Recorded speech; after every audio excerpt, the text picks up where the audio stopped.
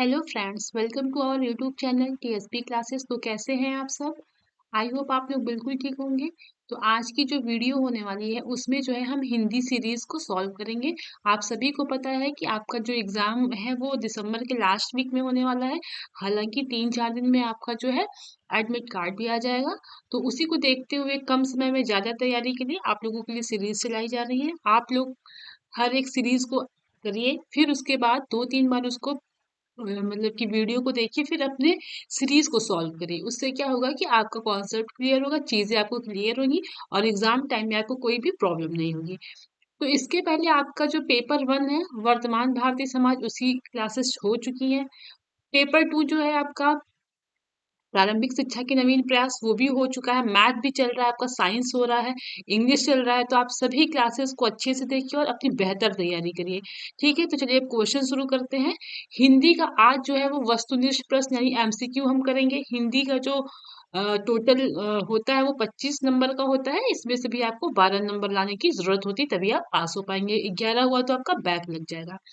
तो चलिए देखते हैं, आज एमसीक्यू देखेंगे। एमसीक्यू आपके 5 क्वेश्चन आते हैं। 5 क्वेश्चन आपके 5 नंबर के, यानी प्रत्येक एक क्वेश्चन प्रत्येक 1 नंबर का। तो चलिए क्वेश्चन देखते हैं। पहला क्वेश्चन है आपका,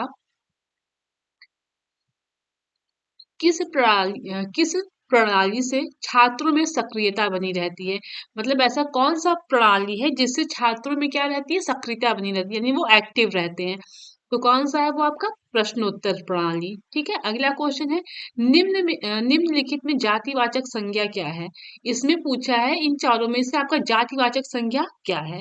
तो पुस्तक जो है वो आपका क्या है, जातिवाचक संज्ञा है। ठीक है, अच्छाई ये भाववाचक है, ममता और रमेश से क्या है, व्यक्तिवाचक संज्ञा है। अगला क्वेश्चन है आपका, भूतकाल के कितने भेद हैं? आपको सभी को पता है काल 3 प्रकार का होता है।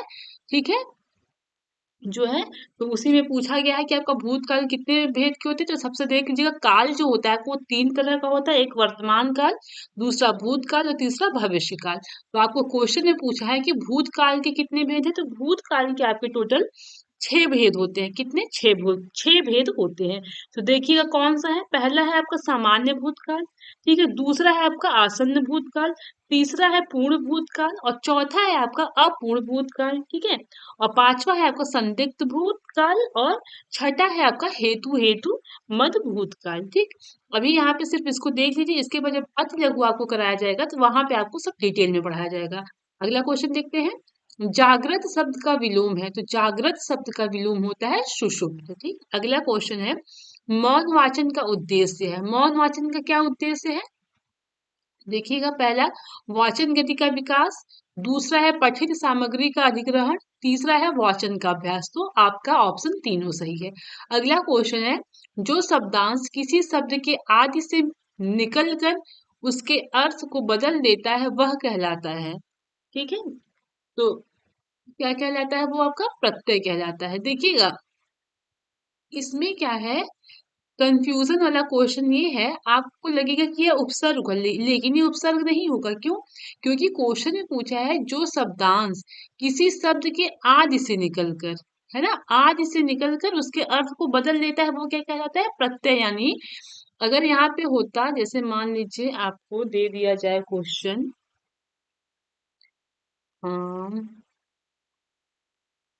ये है आपका महिमा। ठीक, ये है, तो इसमें से अगर आपका ये आदि है, ठीक है, मतलब ये शुरू का शब्द है, उस इससे अगर ये शब्द निकल जाएगा तो क्या हो जाएगा, इसका अर्थ बदल जाएगा। वही कहा जा रहा है कि जो शब्दांश किसी शब्द के आदि से निकलकर उसके अर्थ को बदल देता है वो क्या कहलाता है? प्रत्यय कहलाता है। बाकी डिटेल में आपको अति लघु में पढ़ाया जाएगा। अगला क्वेश्चन है, संज्ञा के स्थान पर प्रयुक्त होने वाले शब्द कहलाते हैं। जो संज्ञा के स्थान पर जब जो प्रयुक्त होते हैं वो शब्द आपके क्या कहलाते हैं? सर्वनाम कहलाते हैं। अगला क्वेश्चन है, काव्य को कितने भागों में बांटा गया है? तो काव्य को आपको 2 भागों में बांटा गया है। ठीक है, पहला है आपका दृश्य काव्य और दूसरा है आपका श्रव्य श्रव्य काव्य। ठीक, अगला क्वेश्चन है आपका, पठन का अर्थ है। तो पठन क्या है? सस्वर वाचन भी है और मौन वाचन, मतलब दोनों तरीके से हम पढ़ते हैं, या जैसे बोल के पढ़ते हैं और एक मन में पढ़ते हैं। ठीक है, तो आपका दोनों ऑप्शन सही है। देखिएगा, अगला क्वेश्चन है, मरकट का पर्यायवाची है। तो मरकट का पर्यायवाची क्या है? आपका बंदर है। अगला क्वेश्चन देखते हैं, फ का उच्चारण स्थान है। तो फ का उच्चारण स्थान क्या है आपका? ओष्ठ है। आपको याद होगा कि प वर्ग के जितने भी हैं आपको वो क्या होता है? ओष्ठ होता है उच्चारण स्थान। अगला है कवि शब्द का स्त्रीलिंग है, तो कवि शब्द का स्त्रीलिंग क्या है आपका? कवयित्री है। ठीक है, क्या है? कवित्री है।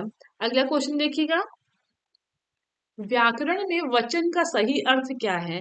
तो व्याकरण में वचन का सही अर्थ क्या होता है? आप सभी को पता है कि जो वचन होता है वो एक वचन होता है, दो वचन होता है और बहुवचन होता है। तो उसको जो है व्याकरण में वचन का अर्थ संख्या में लिया जाता है। ठीक है, अगला क्वेश्चन है प्रत्यक्ष शब्द में प्रत्यय है, तो आपका जो प्रत्यक्ष है इसके शब्द में प्रत्यय पूछा है। आप सभी को पता है प्रत्यय जो होता है वो बाद में लगता है, लेकिन यहाँ पे जो ये क्वेश्चन है आपका वो गलत है। ठीक है, प्रत्यय शब्द में आपका यहाँ उपसर्ग पूछता तो जो है वो प्रति हो जाता। ठीक है, लेकिन आपको यहाँ पूछा है कि प्रत्यक्ष शब्द में प्रत्यय, तो प्रत्यय तो बाद में लगता है, तो बाद में क्या होगा? बाद में तो कोई यहाँ पे ऑप्शन दिया ही नहीं है, सब तो पहले ही वाला दिया है, तो इसलिए क्वेश्चन गलत है। अगला क्वेश्चन है पूर्ण विराम का प्रयोग किया जाता है, आप सभी को पता है कि वाक्य के अंत में किया जाता है। अगला क्वेश्चन है निम्नलिखित में स्त्रीलिंग शब्द है, आपको स्त्रीलिंग शब्द पूछा गया है, तो उपहार आपका क्या है? इसमें स्त्रीलिंग शब्द है। ठीक है, अगला क्वेश्चन है चौराहा शब्द में समास है, तो चौराहा शब्द में कौन सा समास है? द्विगु समास। द्विगु समास में क्या होता है कि संख्यावाची इसमें शब्द होते हैं। ठीक, अगला क्वेश्चन है कोई खड़ा है, तो इस वाक्य में कोई किस प्रकार का सर्वनाम है? तो कोई कैसा सर्वनाम है आपको? अनिश्चयवाचक है। ठीक है, अगला क्वेश्चन है अच्छाई, मानवता, बचपन किस संज्ञा के उदाहरण है? तो ये किस संज्ञा के उदाहरण है? आपके भाववाचक संज्ञा के। अगला क्वेश्चन है कौन सा परिमाण बोधक विशेषण है? तो कौन सा परिमाण बोधक विशेषण है आपका? थोड़ा। ठीक है, देखते हैं अगला क्वेश्चन, रानी केतकी की कहानी के रचयिता हैं, तो आपकी जो रानी केतकी की कहानी है उनके रचयिता हैं इंशाअल्लाह खां। ठीक है, अगला क्वेश्चन है द ध्वनि है, तो द ध्वनि आपका क्या है? दंत है। ठीक है, दंत इसका उच्चारण स्थान होता है, यानी द ध्वनि कैसे होता है? दंत से निकलता है। अगला क्वेश्चन है बेखौफ शब्द में बे उपसर्ग जुड़ा है, तो आपका जो बे उपसर्ग है वो कैसा है? फारसी का है। अगला क्वेश्चन है सत्य बोलने वाला वाक्यांश का एक शब्द होता है, मतलब सत्य बोलने वाले को क्या कहा जाता है? तो शब्द बोलने वाले को क्या कहा जाता है? सत्यवादी। मतलब एक इस वाक्य का एक शब्द लिखना है तो सत्य बोलने वाले को क्या बोला जाता है? सत्यवादी। अगला क्वेश्चन है मधुरता शब्द में प्रत्यय है, तो अभी मैंने आपको बताया प्रत्यय बाद में लगता है, तो मधुरता है ना, मधुरता में क्या है आपका? ता प्रत्यय है। ठीक है, जैसे अभी हम लोगों ने एक क्वेश्चन किया था कि अगर आदि में से प्रत्यय निकल जा, आदि में से कोई जो है निकल जाता है शब्द, इसको एक बार देख लीजिए तब कंफ्यूजन दूर होगा आप सभी का। जैसे ये है ना, जो शब्दांश किसी शब्द के आदि से निकलकर उसके अर्थ को बदल देता है तो वो क्या कहलाता है?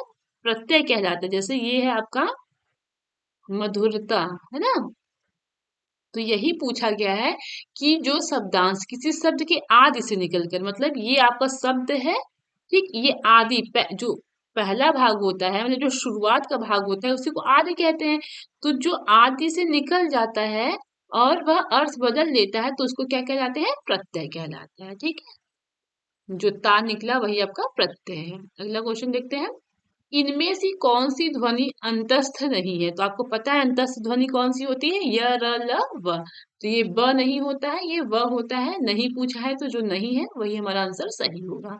अगला क्वेश्चन है बच्चों को कहानी सुनाते समय बीच बीच में उनकी कल्पनाशीलता को जागृत करने के लिए पूछना चाहिए।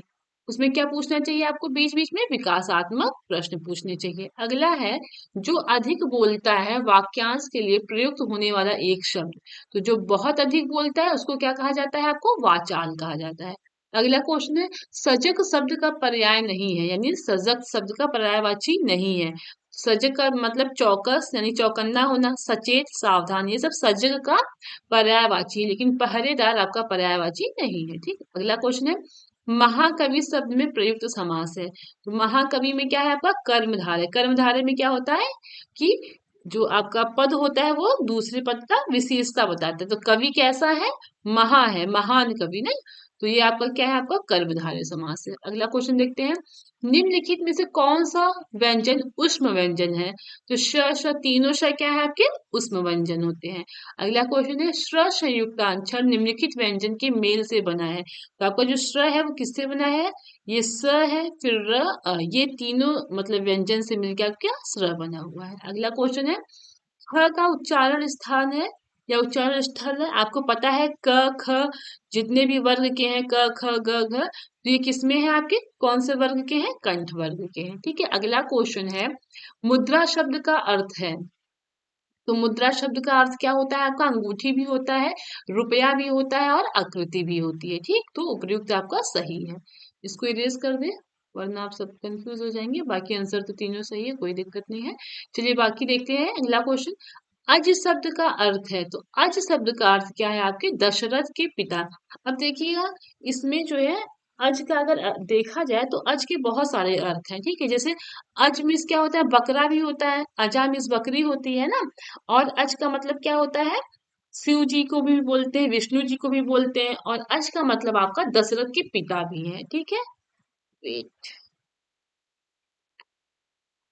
ठीक है।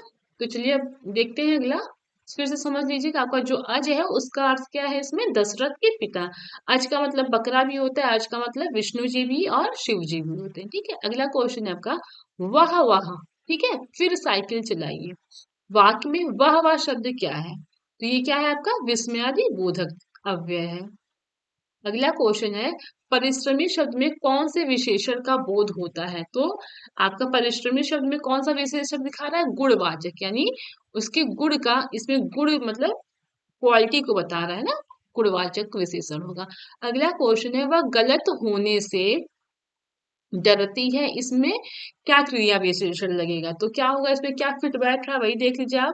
वह गलत होने से बहुत डरती है, वह गलत होने से तेज डरती है, वह गलत होने से अचानक डरती है, वह गलत होने से धीरे धीरे डरती है। कौन सा सुटेबल है आपका? बहुत। ठीक, तो वह गलत होने से बहुत डरती है। अगला क्वेश्चन है, यह मेरा कथन है, आकलन है, अनुभव है या अनुमान है? यह मेरा अनुमान है कि आज वर्षा अवश्य होगी, अनुमान लगाया जाता है। ठीक है, अगला क्वेश्चन है, सभी श्रोता यथा स्थान बैठे थे। व्याकरण की दृष्टि से इस वाक्य में रेखांकित पद यथा स्थान क्या है? तो यथा स्थान आपका क्या है? अव्यय है। ठीक है, अब अगले क्वेश्चन की तरफ बढ़ते हैं।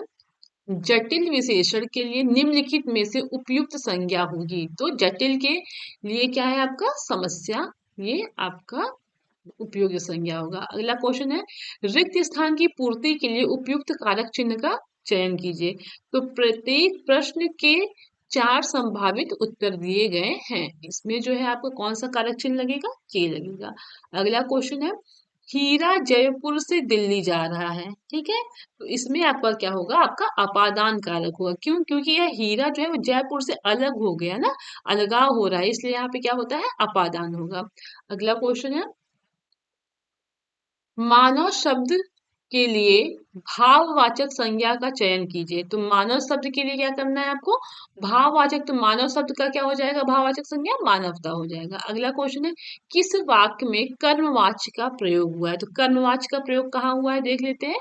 राम द्वारा पत्र पढ़ा जाता है, इसमें किस क्या यूज हुआ है आपका? कर्मवाच्य का प्रयोग हुआ है। अगला क्वेश्चन है, लिखा नहीं जाता, इसमें क्या है? वाक्य कौन सा है आपका? भाववाच्य है। ठीक है, अगला क्वेश्चन है, इनमें से किस वाक्य में संदेह अर्थक क्रिया का रूप प्रयुक्त हुआ है? तो इसमें क्या है? सदा सच बोलो, ये तो बिल्कुल नहीं। वह जाना चाहता, तुम नहीं लिखोगे, तो इसमें है तुमने अखबार पढ़ा होगा, है ना। इसमें संदेह कर रहा है कि तुमने अखबार पढ़ा होगा, तो यह क्या है आपका? संदेह, संदेह अर्थक क्रिया का रूप यहाँ प्रयुक्त हुआ है। अगला क्वेश्चन है, क्रिया के मूल रूप को क्या कहते हैं? तो क्रिया के मूल रूप को क्या कहते हैं? धातु कहते हैं। अगला क्वेश्चन है, उपर्युक्त में से कौन सा शब्द नी प्रत्यय से बना है? तो इसमें देखते हैं, करनी, नी इसमें लगा है, तो ये करनी नी प्रत्यय से बना है। अगला क्वेश्चन है, जातिवाचक संज्ञा शब्द है, तो आपको पता है कि जातिवाचक संज्ञा क्या होता है?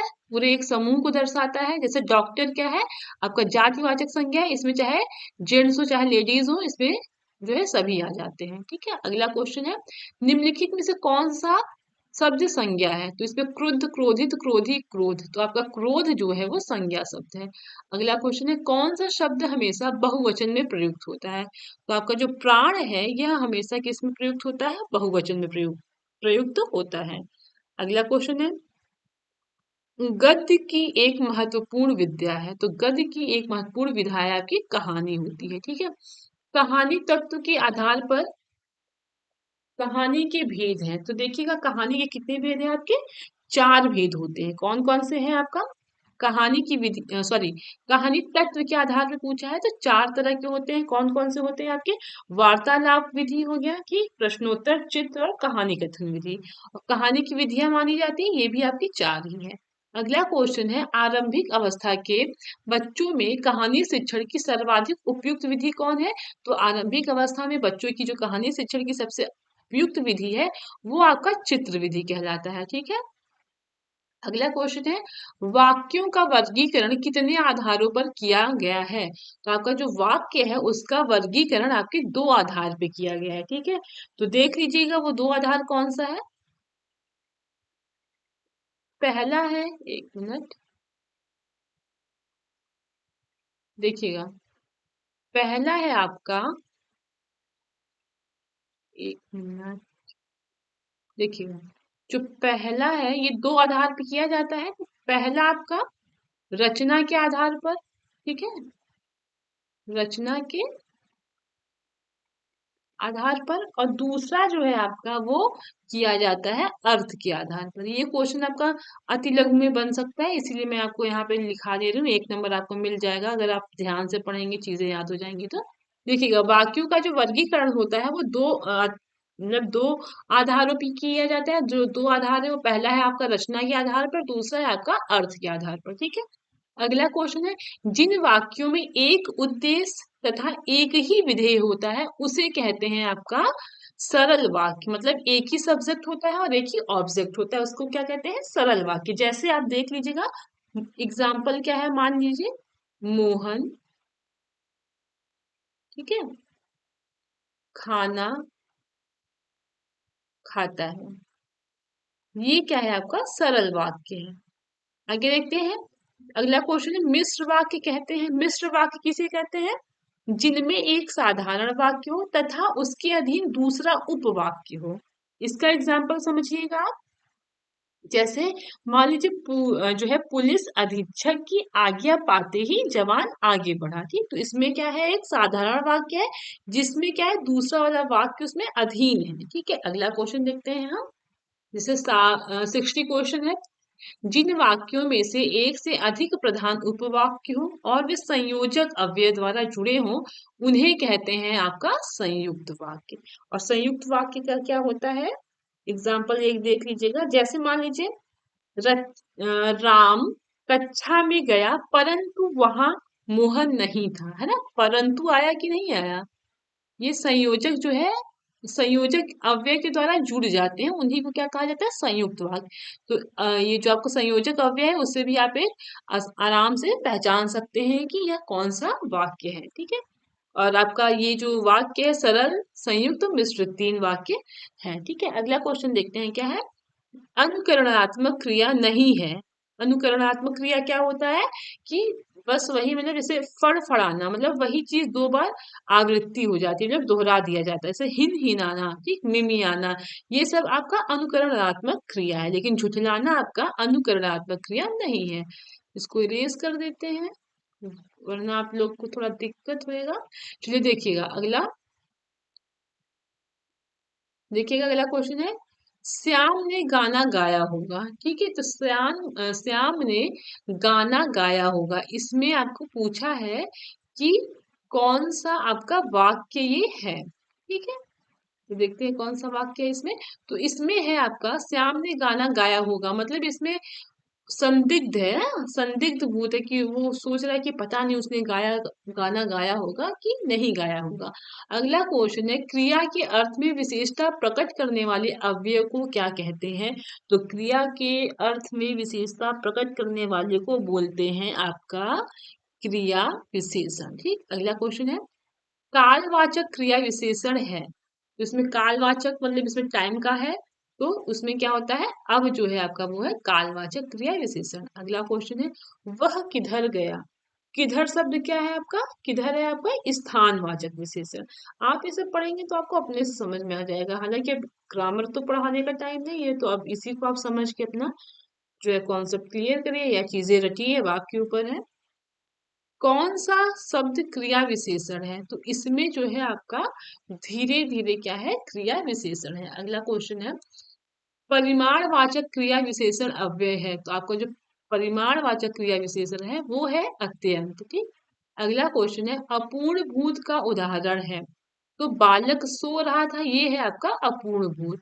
अगला क्वेश्चन है, वाचन द्वारा अधिगम किस प्रकार प्राप्त की जा सकती, तो वाचन द्वारा अधिगम जो है वो सुनकर, स्वयं बोलकर, पढ़कर, तीनों के द्वारा जो है प्राप्त की जा सकती है। अगला क्वेश्चन है,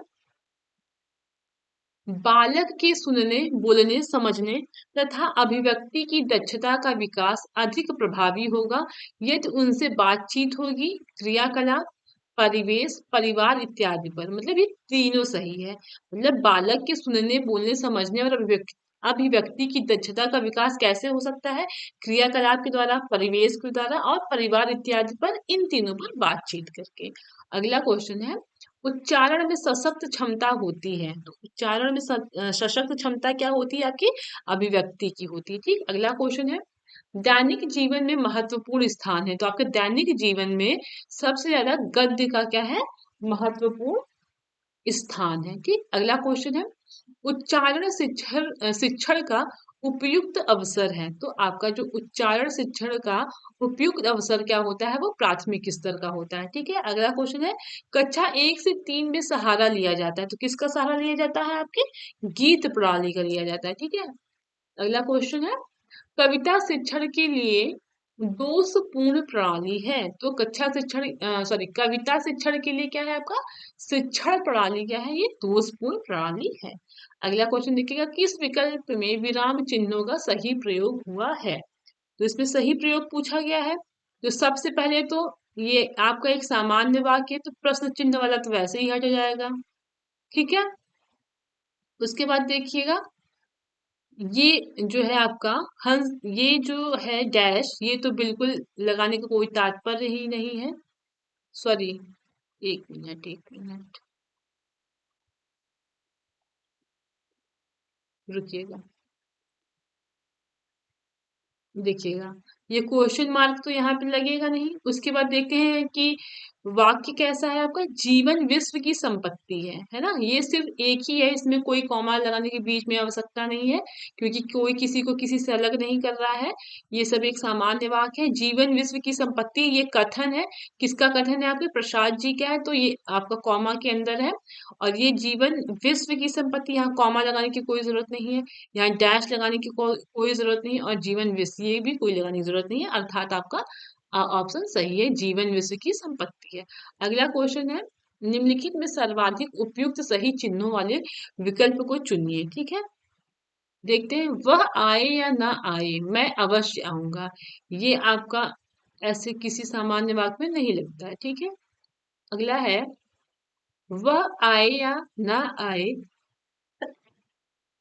सॉरी सॉरी सॉरी, देखिएगा, वह आए या ना आए, मैं अवश्य आऊंगा, तो ये आपका क्या है, सही है।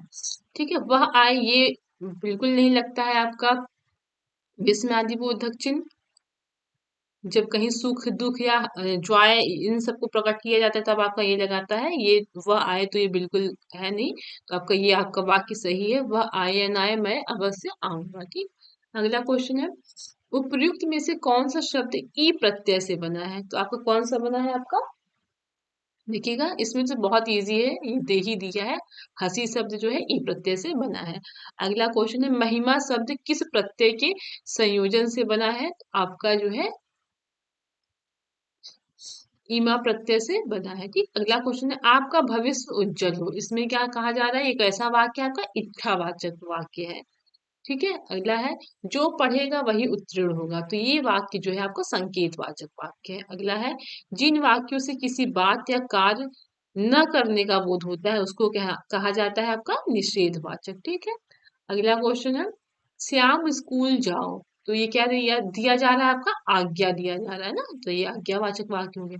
अगला है आहा कितना सुंदर दृश्य है, तो ये जब ऐसा वाक्य आएगा ये तो आपका ऐसा होता है विस्मयवाचक वाक्य। ठीक, अगला क्वेश्चन है रमेश पढ़ा लिखा है या नहीं, तो इसमें क्या पूछा जा रहा है, संदेह किया जा रहा है कि पता नहीं वो पढ़ा लिखा है कि नहीं। ठीक, अगला क्वेश्चन है जिन वाक्यों में किसी प्रकार की इच्छा कामना का बोध होता है उसे कहा जाता है आपका इच्छावाचक। ठीक है, अगला क्वेश्चन है मनुष्य के भावों की अभिव्यक्ति होती है, तो मनुष्य के भावों की अभिव्यक्ति कैसी होती है, आपके संकेत द्वारा, वाणी द्वारा, भाव भंगिमाओं द्वारा, यानी तीनों के द्वारा होती है। ठीक है, बढ़ते हैं अगला क्वेश्चन स्वतंत्र अभिव्यक्ति से बच्चों का कौन सा पक्ष मजबूत होता है, तो स्वतंत्र अभिव्यक्ति से बच्चों का जो है सृजनात्मक पक्ष क्या होता है, मजबूत होता है। अगला क्वेश्चन है मानव अपने भावों को ध्वन्यात्मक रूप से प्रकट करता है उसे मौखिक अभिव्यक्ति कहते हैं। यह कथन किसका है, आपके रमन बिहारी लाल जी का है।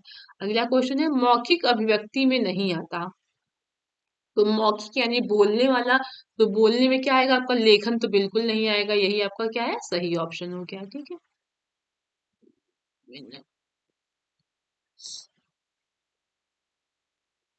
ये आपका ऑप्शन सही होगा। मौखिक अभिव्यक्ति में क्या आएगा आपका, वार्तालाप आएगा, भाषण आएगा और वाद विवाद आएगा। पूछा है नहीं आता है तो आपका कविता लेखन नहीं आता है।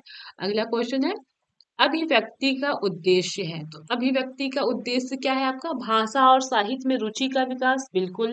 बोलने की योग्यता, बिल्कुल। लिखने की योग्यता, बिल्कुल, यानी ऑप्शन आपका तीनों सही है। अगला क्वेश्चन है मौखिक अभिव्यक्ति की विशेषताएं हैं, तो मौखिक अभिव्यक्ति की विशेषताएं क्या है आपका, शुद्ध उच्चारण, शुद्ध भाषा की अभिव्यक्ति और सशक्त भाषा, तो आपका तीनों ऑप्शन क्या है यहाँ पे आपका सही है। ठीक है, अगला क्वेश्चन है किसने कहा था मेरा विचार है कि पाठशाला के जीवन में अंतिम वर्ष तक लिखित कार्य की अपेक्षा मौखिक कार्य उपयोगी सिद्ध होता है, तो ये कथन आपका लिम्बार्ड जी का है। ठीक है, अगला क्वेश्चन है साहित्य में रुचि उत्पन्न की जा सकती है, तो साहित्य में रुचि कैसे उत्पन्न की जा सकती है आपका, वाद विवाद प्रतियोगिता के द्वारा, अंत्याक्षरी के द्वारा और कवि दरबार के द्वारा। ठीक है, अगला क्वेश्चन है मतलब तीनों के द्वारा, इसके भी द्वारा, मतलब अंताक्षरी, वाद विवाद प्रतियोगिता, कवि दरबार, इन तीनों के द्वारा आपके साहित्य में रुचि उत्पन्न की जा सकती है। ठीक, अगला क्वेश्चन है लिखित अभिव्यक्ति का उद्देश्य है, तो लिखित अभिव्यक्ति का क्या उद्देश्य है आपका, स्वतः लेखन में रुचि, श्रुत लेखन, शब्दकोश में वृद्धि, तो ये आपका तीनों उद्देश्य है। ठीक है, स्वतः लेखन में रुचि भी और मतलब कि लिखित अभिव्यक्ति का क्या उद्देश्य, लिखने का क्या उद्देश्य है, ताकि बच्चों में क्या हो, खुद से लिखने में रुचि है, सुन के लिखने में रुचि है और उनके शब्दकोश में क्या हो, वृद्धि हो। ठीक, अगला क्वेश्चन है आपका संकेतवाचक वाक्य चुनिए, तो संकेतवाचक में क्या है, स्वर शक्तिमान है, ईश्वर का वास प्रत्येक हृदय में है, ईश्वर करे आप जल्दी स्वस्थ हो जाए, ये आपका क्या है, संकेतवाचक है। ठीक है, अगला क्वेश्चन देखते हैं मयंक मयंक सुंदर है वह हंसमुख भी है, तो इस वाक्य को क्या करना है, सरल वाक्य में रूपांतर यानी बदलना है, तो क्या हो जाएगा, मयंक सुंदर है और हंसमुख है, ये जो है आपका सरल वाक्य हो गया। अगला क्वेश्चन है जिस विकल्प में सही विराम चिन्ह का प्रयोग हुआ है उस पर चिन्ह लगाइए। देखिए नहीं यह मुझसे ना होगा, पहली बात तो क्वेश्चन मार्क वाला है ही नहीं ये, आपका ये विस्मय बोधक लगेगा ही नहीं, ये भी हट गया, ये भी हट गया, नहीं यह, तो नहीं के बाद लगता है यह, इससे अलग करने का कोई अर्थ नहीं निकल रहा है, तो आपका ये ऑप्शन सही है, नहीं यह मुझसे ना होगा। अगला क्वेश्चन है एक व्यक्ति से प्रश्न किए जाने पर उत्तर नहीं मिलता या गलत उत्तर मिलता है, तो दूसरे से प्रश्न किए जाने पर वाक्यांश में कौन सी चिन्ह लगाया जाता है, तो कौन सा लगाया जाता है आपका, पूर्ण विराम लगाया जाता है। ठीक, अगला क्वेश्चन है इनमें से मिश्र वाक्य कौन है, तो देखते हैं यौवन चरित्र निर्माण का समय है, तो ये आपका क्या है, सरल वाक्य है। करो या मरो, ये भी सरल है। ठीक, ये आपका क्या है, मिश्र वाक्य है। जो लोग स्वस्थ रहते हैं उन्हें वैद्य के पास नहीं जाना पड़ता है। ठीक, अगला क्वेश्चन है निम्नलिखित में से इच्छार्थक वाक्य है, तो क्या है सौरभ को बुलाओ, ये तो आज्ञा है। तुमने सुना होगा, ये तो सम्मान। आज विद्यालय में अवकाश है, इसमें इच्छार्थक है तुम्हारा मन मंगल हो, ये क्या है आपका इच्छार्थक वाक्य। ठीक है। अगला क्वेश्चन है राकेश। अगला क्वेश्चन है राकेश आया होगा, ये कैसा वाक्य है आपका संदेहवाचक है, राकेश आया होगा। ठीक है। अगला देखते हैं, प्रविशेषण किसे कहते हैं। देखिएगा, प्रविशेषण किसे कहते हैं। देखिएगा, विशेषण की जो विशेषता बताते हैं, ठीक है, विशेषण की भी विशेषता बताने वाले शब्द को क्या कहा जाता है, प्रविशेषण कहा जाता है। अगला क्वेश्चन है, विशेषण की दृष्टि से अशुद्ध वाक्य का चयन करिए।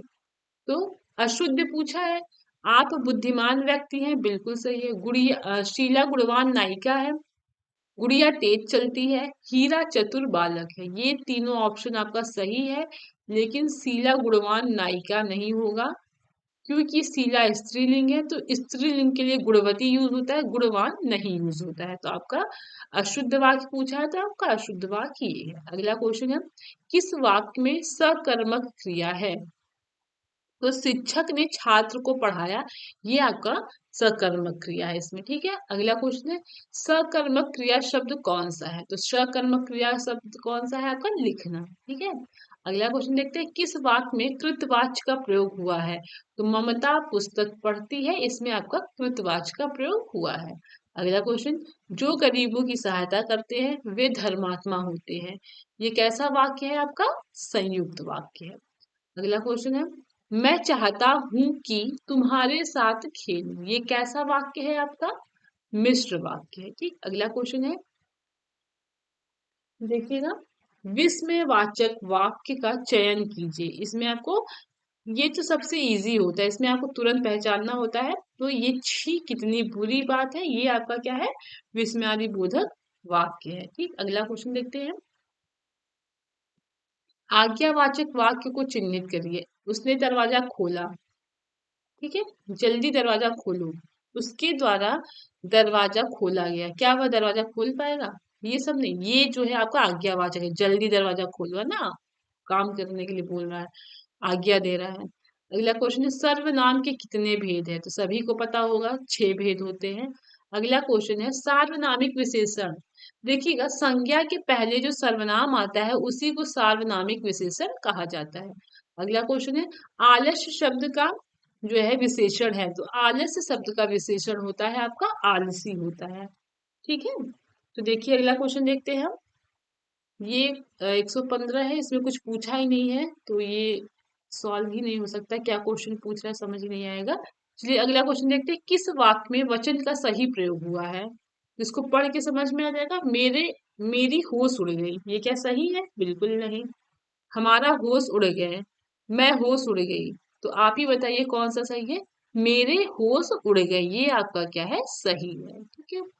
अगला देखते हैं, राम ने बाण से रावण को मारा। राम ने कैसे मारा रावण को, बाण से। तो इसमें पूछा है कि बाण से में कौन सा कारक है। तो आपका कौन सा कारक है, करण, क्योंकि कर्ता ने कर्म को करण से या के द्वारा, तो राम ने कैसे मारा, बाण के द्वारा मारा है ना, बाण से मारा।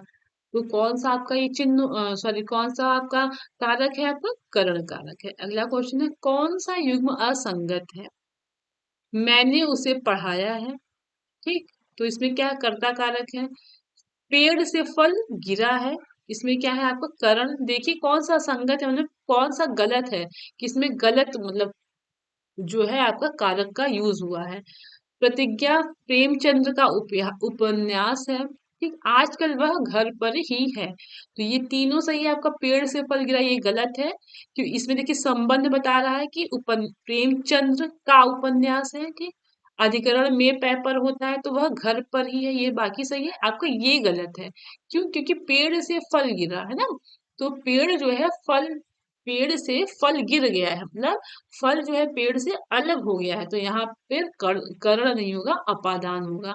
अपादान से जब किसी चीज का अलगाव होता है तो वहां पे अपादान कारक का यूज होता है। अगला क्वेश्चन है, जिसकी लाठी उसकी भैंस, इसमें कौन सा शब्द है आपका, उसमें है आपका संबंधवाचक सर्वनाम। ठीक। अगला क्वेश्चन है, निश्चयवाचक सर्वनाम है, इसमें निश्चय पूछा है, तो इसमें क्या आ जाएगा आपका, यह जो है निश्चयवाचक सर्वनाम है। ठीक। अगला क्वेश्चन है, किस वाक्य में विशेषण संबंधी अशुद्धि नहीं है? तो देखते हैं, कहीं से खूब ठंडा बर्फ लाओ, उसमें एक गोपनीय रहस्य, आपका ये जो है वहां ज्वर की सर्वोत्कृष्ट चिकित्सा होती है, इसमें विशेषण के संबंधित कोई भी अशुद्धि नहीं है। ठीक है, तो आपका ये ऑप्शन सही हो जाएगा। एक मिनट, चलिए अगला क्वेश्चन देखते हैं। कहीं से सॉरी, चलिए अगला क्वेश्चन देखते हैं। वाचन की आवश्यकता होती है, तो वाचन की आवश्यकता कब होती है? महापुरुषों की जानकारी तथा उनके विचारों को पढ़कर, अवकाश के क्षणों का सदुपयोग करने हेतु रचनाओं को पढ़कर, रचनाओं को पढ़कर व अन्य लोगों को सुनाकर। आपका ऑप्शन सभी सही है। ठीक है, देखिएगा अगला क्वेश्चन है, वाचन का महत्व है, तो वाचन का क्या महत्व होता है? वाचन एकांकी हो सकता है, ठीक है, वाचन सामूहिक हो सकता है, अशिक्षित व्यक्तियों को वाचन द्वारा शिक्षित किया जा सकता है। तो आपका ये तीनों ऑप्शन सही है। ठीक, अगला क्वेश्चन है, अनुकरण वाचन का उद्देश्य नहीं है, तो अनुकरण वाचन का उद्देश्य क्या नहीं है? शुद्ध वाचन का अभ्यास कराना बिल्कुल है, लिख कर समझाना ये नहीं है। ठीक है, विराम चिन्ह आदि का ज्ञान कराना ये है, वाचन कृतियों को समझना और समझाना ये भी है। तो जो नहीं उद्देश्य है वो पूछा गया है, तो लिख कर समझना ये नहीं है। अगला क्वेश्चन देखते हैं, अशुद्ध उच्चारण का कारण है, तो अशुद्ध उच्चारण का कारण क्या है? आपका तोतलापन है। हालांकि जीभ में कमी की वजह से भी है, तो आप कोई भी इसमें कर सकते हैं। तोतलापन, जीभ में कमी, हकलाहट, ये सभी जो है अशुद्ध उच्चारण के कारण हो सकते हैं। ठीक, अगला क्वेश्चन है, व्यक्तिगत अनौपचारिक पत्र के समापन में किस शब्द का प्रयोग किया जाता है? तो मतलब कि अनौपचारिक मतलब जो अपने दोस्तों, रिश्तेदारों और दोस्तों को भेजते हैं, तो उसमें आप लिख सकते हैं, आपका आज्ञाकारी या स्नेह कांक्षी। ठीक, अगला क्वेश्चन है, किसी कार्यालयी पत्र को प्रारंभ करते समय किस आदर सूचक शब्द का प्रयोग किया जाता है? तो किसमें किया जाता है? आपका मान्य और महोदय लिखते हैं, यानी फॉर्मल लेटर में। ठीक, अगला क्वेश्चन है आपका, निम्न विकल्पों में से सकर्मक क्रिया का चयन कीजिए, तो आपका सकर्मक जो है क्रिया वो कौन सा है? आपका तड़पाना। ठीक, अगला क्वेश्चन है, हरि राम को पीट रहा है, इसमें कौन सा कारक है? आपका कर्म कारक है। ठीक है, कर्ता ने कर्म को, है ना, कर्म को, तो यहाँ क्या है? हरि राम को पीट रहा है, तो आपका कौन सा कारक होगा? कर्म कारक होगा। अगला क्वेश्चन है, वह कौन सा शब्द है जो प्रायः बहुवचन में प्रयुक्त होता है? तो कौन सा है? आपका प्राण जो है वो बहुवचन में प्रयुक्त होता है। अगला क्वेश्चन है, पूजा को नौकरी नहीं करनी है, तो इसमें कौन सा कारक है? अभी मैंने बताया कर्म कारक में को आता है, तो आपका कर्म कारक है। अगला है, किस वाक्य में परिमाणवाचक विशेषण है? तो परिमाणवाचक में जैसे बहुत, थोड़ा, ये सब आता है। तो आपका इस बारिश में, सॉरी, इस बार बारिश में बहुत ओले पड़े, ये क्या है? आपका परिमाणवाचक विशेषण का प्रयोग हुआ है, तो ये परिमाणवाचक विशेषण है। अगला क्वेश्चन देखते हैं, निम्नलिखित में से किस शब्द का एक पर्याय पुल्लिंग है?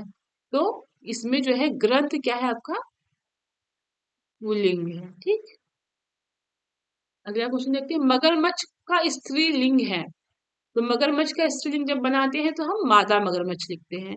अगला क्वेश्चन है आपका, वर्षा शब्द का उचित बहुवचन चुनिए, तो वर्षा शब्द का जो बहुवचन होता है वो वर्षा ही होता है। ठीक, वर्षाएं या वर्षाएं या वर्षागण नहीं होता है। अगला क्वेश्चन है, ये आम उसके लिए है, इस वाक्य में रेखांकित अंश है, तो ये क्या है? ये आम उसके, ये उसका जो होता है वो अन्य पुरुष और एक वचन का होता है। ठीक, अगला क्वेश्चन है, उत्तम बहुवचन संबंध कारक है, तो आपका जो उत्तम बहुवचन संबंध कारक है वो है आपका हमारा। ठीक, अगला क्वेश्चन देखते हैं,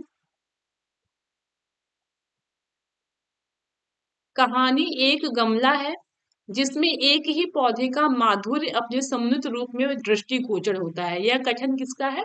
तो यह कथन जो है आपका प्रेमचंद्र जी का है। ठीक, अगला क्वेश्चन है, बच्चों की शिक्षा ग्रहण करने के मार्ग में बाधक होने वाले भाव कौन कौन से हैं? तो संकोच, झिझक, शर्मीला होना, ये सब क्या है? आपका बच्चों के मार्ग में जो है शिक्षा ग्रहण करने में ये बाधक होते हैं। ठीक है, अगला क्वेश्चन है, शिक्षक बच्चों से नजदीकी प्राप्त कर सकते हैं, शिक्षक बच्चों से नजदीकी प्राप्त कर सकते हैं, क्वेश्चन थोड़ा अटपटा सा है। ठीक है, मतलब शिक्षक, यह कह सकते हैं कि बच्चे जो है शिक्षा कैसे प्राप्त कर सकते हैं। ठीक है, तो परिवेशीय विषयों पर सामाजिक घटनाओं पर, उनके अनुभव पर। तो ये तीनों आपका ऑप्शन सही है, ठीक है।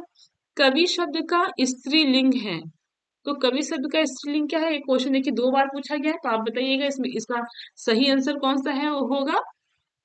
तो आपका क व इत्री इस तरीके से लिखा जाता है, ठीक। क फिर व फिर य में छोटी की मात्रा, फिर त्र में जो है बड़ी की मात्रा। अगला क्वेश्चन है, व्याकरण में वचन का सही अर्थ है। तो व्याकरण में जो है आपका वचन का जो सही अर्थ होता है उसको हम संख्या में गिनते से, वचन मतलब ही संख्या है कि एक वचन, द्विवचन और बहुवचन, ठीक है। तो ये था आपका हिंदी का लगभग 140 क्वेश्चन बहुविकल्पी। इन 140 क्वेश्चन को आप अच्छे से अगर तैयार कर लेते हैं 2 बार 3 बार, तो आपका 5 नंबर पक्का है, ठीक है। तो चलिए मिलते हैं अब कल की क्लास में, जिसमें हम अति लघु करेंगे हिंदी का, उसके बाद हम लघु करेंगे। चलिए बार बार रिवीजन करते रहिए, चीजों को याद कर लीजिए अच्छे से। सिर्फ 7 सब्जेक्ट है, कम से कम लगभग 10-12 घंटा पढ़ेंगे। जो बच्चे नहीं पढ़े हुए हैं अब तक, सिर्फ उनको 10 दिन में तैयारी करना है, वो भी अच्छे नंबरों से पास हो सकते हैं। तो चलिए फिर क्लास को यही एंड करते हैं। अच्छे से पढ़ाई करते रहिए। Thank you.